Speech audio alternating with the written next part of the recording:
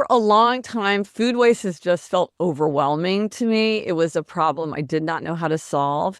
But most food waste happens right at home, which means small changes can really add up. And that is why we are so excited to tell you about today's sponsor, Mill.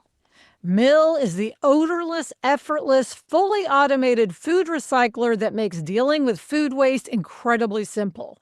Potato peels, avocado pits, chicken bones, even dairy. Mill handles almost everything. It can process up to 10 pounds overnight, and it keeps going for weeks before you even have to think about emptying it. Having Mill in our kitchen has really shifted the way I think about food waste. Fridge cleanouts used to feel discouraging when I saw so much going straight into the trash. Now everything goes into Mill instead, the kitchen stays fresh, and it just feels lighter. But you have to live with Mill to really get it. Good thing you can try it risk-free for 90 days and get $75 off with code HAPPY. Visit mill.com/happier. That's mill.com/happier.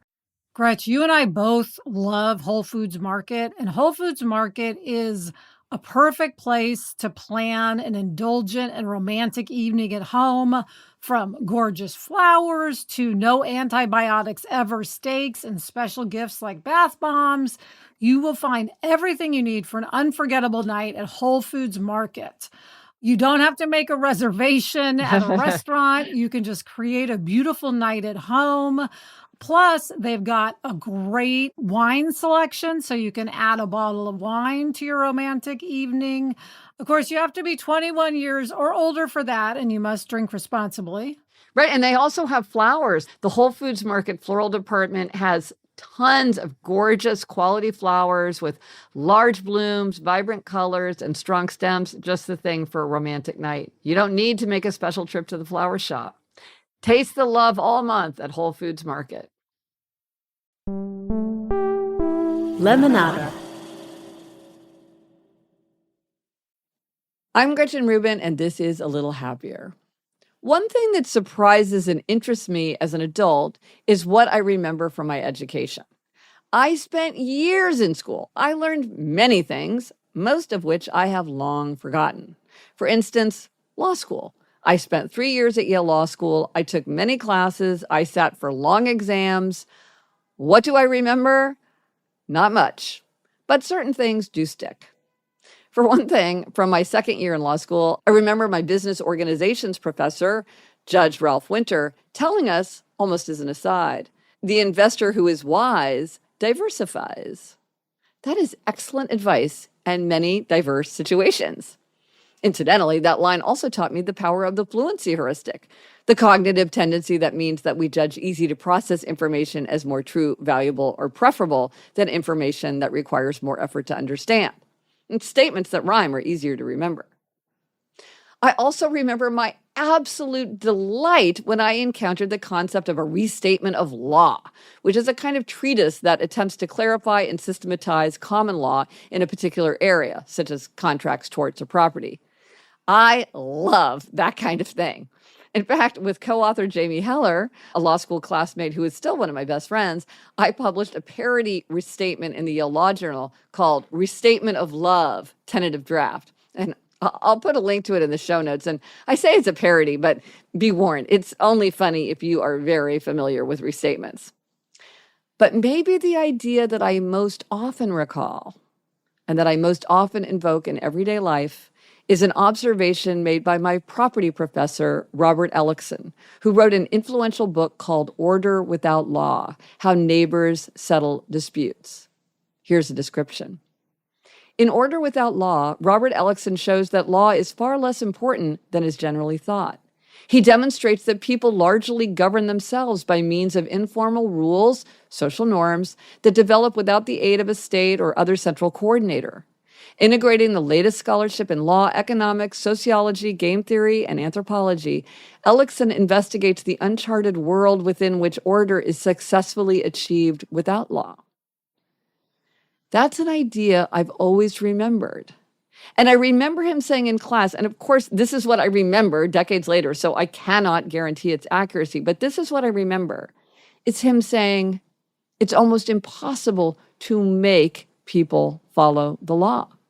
It's too hard and too expensive to enforce laws. For the most part, People decide to follow the law. I feel very strongly about the law and the importance of the rule of law. I get tears in my eyes every time I see the words inscribed above the main entrance of the United States Supreme Court building, "Equal justice under law," and the words inscribed under the east pediment, "Justice, the guardian of liberty." Also, in my 4 tendencies personality framework, I'm an upholder, which means that I readily meet both inner and outer expectations. It's absolutely astonishing to me sometimes to see people just decide not to follow the law, flagrantly to flout it. I marvel at their imagination. It simply wouldn't occur to me to break a law, to see that it could be broken. For instance, if I promised I would do something, it just wouldn't occur to me that I could decide not to do it. It wouldn't even cross my mind. And I've come to understand that that's truly a failure of vision on my part.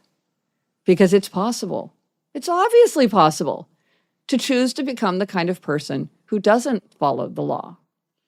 This observation reminds me of another Little Happier story I told, in which, in a surprising and probably unprecedented matchup, I discuss how British statesman Winston Churchill and Lady Olenna Tyrell, a fictional character from the HBO series Game of Thrones, make an identical observation. Sometimes those who love order and have a traditional understanding of the proper limits of behavior can't see the terrible possibilities available to those who are willing to go beyond all lawful boundaries. I'm also reminded of an observation made by writer John Gardner, one that haunts me. John Gardner wrote, "Every time you break the law, you pay. And every time you obey the law, you pay. There is a price for breaking the law, and there is a price for obeying the law." What my law professor pointed out is that to a much greater degree than might be supposed, it's possible to decide for yourself. I'll link to the book Order Without Law and to the Little Happier about Churchill and Lady Olenna in the show notes. I'm Gretchen Rubin, and I hope this makes your week a little happier. From the Onward Project. Hi, Gretchen, Craig Robinson, and my little sister Michelle here. We host a new podcast called IMO with Michelle Obama and Craig Robinson.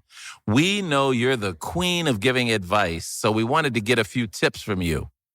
You know, Gretchen, a lot of our listeners are going through some major life changes. What advice do you have for folks who are trying to stay grounded in the midst of major life transitions? Craig and Michelle, I am so happy to be talking to you. Here are a few questions that might help us gain perspective. So consider questions like this. What activities take up my time but are not particularly useful or stimulating for me? Do I spend a lot of time on something that's important to someone else but is not very important to me? If I could magically change one habit in my life, what would I choose? And here's a question. Would I like to have more time in solitude, restorative solitude, or would I like to have more time with friends? You know, just thinking about questions like this can help us start to figure out how we might make our lives happier. With greater self-knowledge, we're better able to make hard decisions that reflect ourselves, our own nature, our own interests, our own values. In my own case, I have found that the more my life reflects my nature, the happier I get, and the more grounded I feel when I'm going through a period of major change or transition. For more great advice, search for IMO with Michelle Obama and Craig Robinson wherever you get podcasts. You can listen to Issa Rae on letting go of certain friendships, Kiki Palmer on why disappointment is actually the key to career success, Seth and Lauren Rogan on caring for aging parents, and so many more.